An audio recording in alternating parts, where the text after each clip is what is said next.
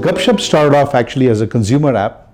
In markets like India, we wanted to be the WeChat or the WhatsApp of India, but later on the WhatsApp of India became WhatsApp. And when we pivoted from consumer to enterprise, because we had experiences in the consumer app area, we came up with the messaging API that was able to serve multiple channels in addition to text messaging, also serve a lot of the consumer messaging apps that enterprises can use to engage consumers. We also enabled social media companies like Facebook to have a mobile to web, web to mobile experience because the data rates were very expensive in countries like India about 12 years ago, and enabling offline experiences of the online experiences using text messaging was a great use case. And later on, social e-commerce companies wanted to work with us because we had the omni-channel offering and we could scale their engagement with consumers. And later on, all the other financial institutions and enterprises came to us because of our omni-channel API. And when WhatsApp became very popular in India, when they decided to offer business messaging, we were the first partner they worked with because their adoption in India was huge, and we had this omni-channel API. And we have able to scale with them. We are actually the biggest business messaging partner for WhatsApp in terms of engaging consumers. So that's been our journey so far.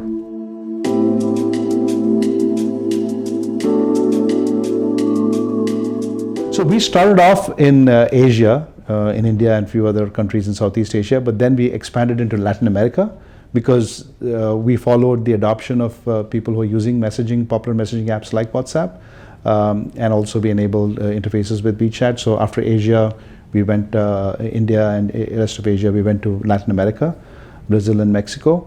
And now we are focusing on the MENA region because we did about 5 acquisitions last year, and we have a presence in North Africa. And also we opened and we acquired another company that had a huge presence here in Middle East in terms of voice. And we added a lot of a huge team here to focus on the MENA region. So that's being a big area of focus for us, growth area for us now.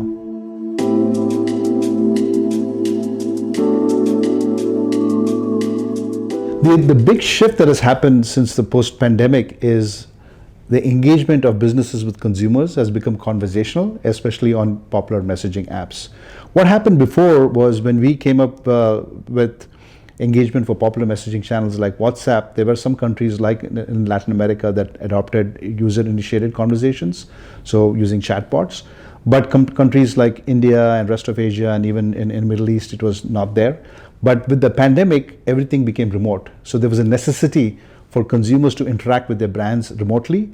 And when they did that, these interactions became very personalized because they had all the time to shop. Because if you go physically, you have limited time, depending on the salesperson, depending on what's available, you have a very limited interaction. But when you are able to do it remotely, you can take all the time, personalize it, get the right shade of makeup, right dress, right apparel, or whatever you want, and make it very personalized. And it's very interactive. And when it's personalized and interactive, businesses have to be always on. And that's when the huge shift happened to conversational. In fact, IDC predicts that 70% of all the engagement for any businesses with the consumers will be conversational very soon. So that's the big shift that happened. And what Gupshup enables is because we came and we built when we built our business, it was on an API serving text messaging and popular messaging app. It was mobile first for emerging markets. And in mobile, the biggest thing that we all do is message. We're messaging text messaging or popular apps that are there in whichever country. In China has WeChat and WhatsApp here and various other reasons, Viber in some countries. So, but when people message, it's through their popular messaging apps, and that's how they engage. So it's what Gupshup enables businesses to do is to go where the consumers are and have personalized, interactive conversations that will help target customers with personalized offers and have personalized engagement and ability to acquire, engage, and retain customers in a much more cost-effective way as the world changes and moves to more mobile engagement and mobile advertising.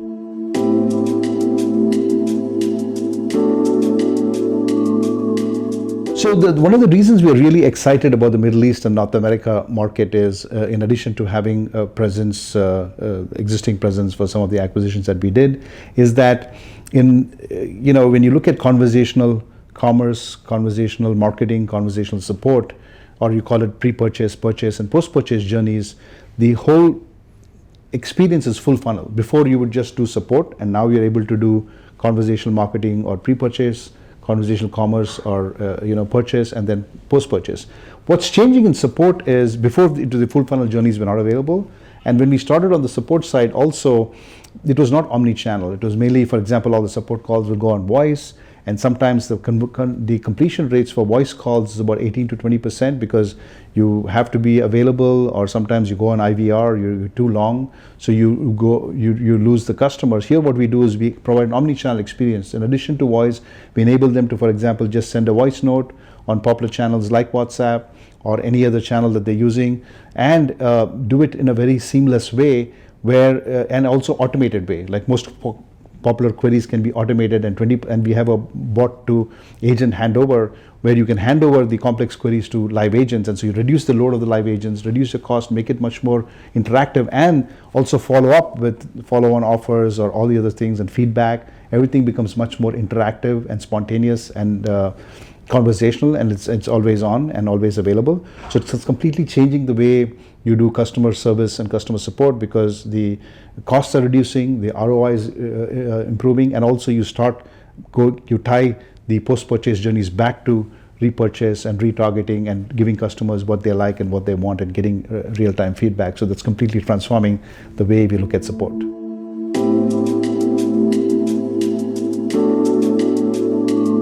Gupshup, is we have headquartered in US. We are a unicorn. We're funded by US investors, but we started focusing on emerging markets like Asia first, and then Latin America, and now Middle East and North Africa. And the seed group, is very well known in this market. Our investors kind of recommended, and seed group also picked us because we're kind of the leaders in our space. In conversational messaging. We have over 300 million revenue run rate, and we are doing very, very well. And we want to use our brand presence. We have about 45,000 brands using us, enterprises, and about 100,000 overall if you include SME and mid-market. And we send about 9 billion messages a month. And so we get all that expertise in technology. We have a lot of Silicon Valley technology product up. It's very cutting edge product. And so we want to get that to this market, and no better way to do it than partnering with Seed Group that is very well known amongst the enterprises, and we plan to have a very fruitful partnership with the Seed Group.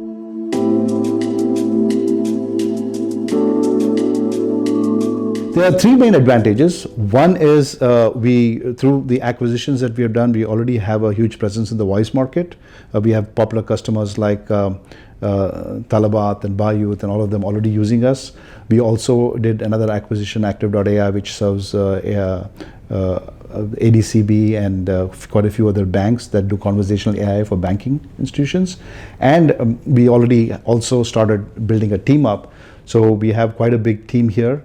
And we also have a lot of enterprises already using us. And now we're taking that and tying it to all the technologies that we have and creating a common conversational messaging API and platform, and all the experiences that we get with conversational AI, conversational marketing, conversational commerce, conversational support, and vertical specific solutions for retail and e-commerce, fintech, and BFSI. And so that'll be huge. And so I think that's a key advantage that we have. We're bringing the experiences that we have from other markets, and we already have an advantage given that we have a huge customer base already here, and we want to take the customer base from traditional channels like voice or text messaging to new engagement with new messaging, popular messaging apps.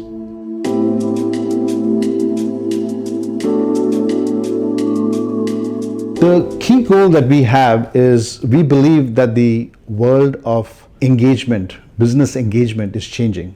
If you look at it, initially there was a lot of the advertising was in print and media and moved online. Companies like Facebook and Google got created. And now all of that is moving from desktop and web to mobile. So there's huge transformation happening around the world, especially emerging markets are the first, where everything is going to go mobile. That's where the consumers are. They're going to be on mobile. Our younger generation, our kids, all of our future generation does most of the stuff on mobile. They don't use traditional channels like email. So everything is going mobile. And as you go mobile, businesses need to engage consumers where they are, which is on popular mobile messaging apps or any other mobile channels. And so we want to be the company that provides the option for businesses and the tools to serve people using AI, conversational messaging, or any other engagement tools, so that they can acquire, engage, and retain consumers in this new world where everything is moving to a new medium. And that's the vision we have. And by partnering with companies like Seed Group, we will be able to take that message to key enterprises, evangelize this thing, what's happening in the rest of the world, and make sure that the Middle East and North Africa region also gets benefit of this.